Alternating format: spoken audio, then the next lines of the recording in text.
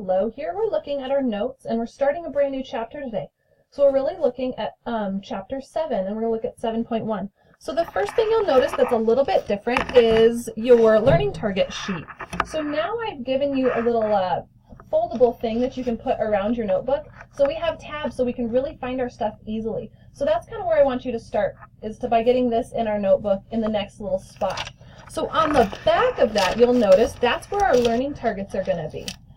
Okay, so we can kind of keep track of where they're at. So let's go ahead and look at these. And again, I'm going to write on here which section these learning targets go with so I can refer back to them and know exactly where I'm going to find all of this information. So for today, we're really looking at this first one. Is I can classify direct and inverse variation, and then we're going to be able to write some inverse variation equations. So on my learning target sheet, I'm going to mark that both of those go in 7.1, just so I can find them when I'm doing some more of my learning and reviewing again. Okay, so what we're really looking at today is our types of variation. And there's two different types. There's direct variation that we've already learned about a lot, but we're still going to review kind of a little bit about it, and then indirect variation. And that's really what we're looking at in this entire chapter is some indirect variation. So on the inside, we've got some little graphs. So when I graph direct variation, this is what I see. Yes, we've seen this a lot. This is a line. One thing to notice about direct variation is that it does go through the origin. Okay? Then you'll see this graph down here. This is what inverse variation looks like, this graph. And this is the kind of graph that we're really going to be dealing with a lot in this chapter. So first let's look at our direct variation. So this is the equation of a direct variation. So it's y equals a times x. You'll notice I don't have any b value over here because it does have to go through the origin. Okay? So then I can have this kind of example. This is my example here. So the points here would be at negative 420, negative 315, negative 210, and negative 15. So I'm being asked, okay, so what kind of variation is this? So how do I figure that out?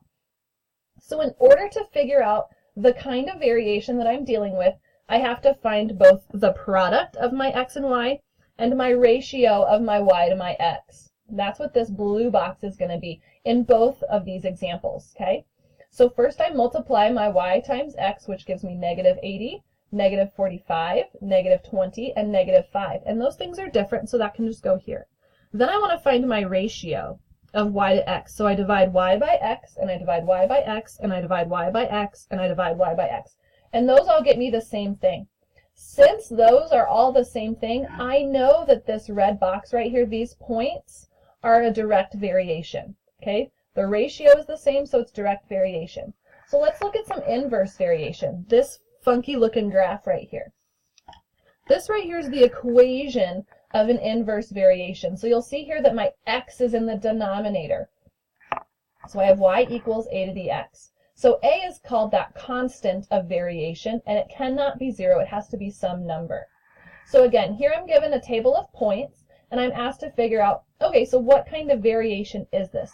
So again, I find the products and I find the ratio. So when I multiply, I'll get negative 4, and when I find my ratio, I end up with very different things. So here, since the products are the same thing, that tells me that this is inverse variation. Okay? So you're going to be asked several times to determine what kind of variation it is. And so that's how you do it. You first multiply the points, the x and y together, and then you divide y by x. And if the ratio part is the same, then you know it's direct variation. If the products are the same, then it's inverse variation. If neither one of them is the same, then it's neither type of variation. Okay? It can be some other kind of function or some other kind of variation, but neither one of these. So then our second learning target was to be able to write inverse variation equations. So here's our example right here. So the variables x and y vary inversely, and that's how I know I'm writing this equation. And y equals 4 when x equals 3. Write an equation that relates x and y. So first I know that it's inverse variation, so I write my inverse variation equation, which is y equals a over x. Well, now I know I have a y and an x value, so I can go ahead and substitute those things in. So I have 4 equals a over 3. Well, to get my a by itself, I multiply. So I know that that a, that constant of variation, is 12. So I can finally write my final equation, which is y equals 12 over x. Okay, So you will have to be given a point on your inverse variation so that you can substitute to find that a value, that constant of variation. So really today, all you're doing is being able to determine, is it direct variation or is it indirect variation? Some of them will be neither. Remember, we just look at our products and our ratio to determine that. And then writing our inverse variation equations. Okay, so that's really it for 7.1. So now that you've gone ahead and done that and tried a little bit, now you're going to take this and go a little step further when you're working on your homework. And as always, let me know whenever you get stuck or have questions.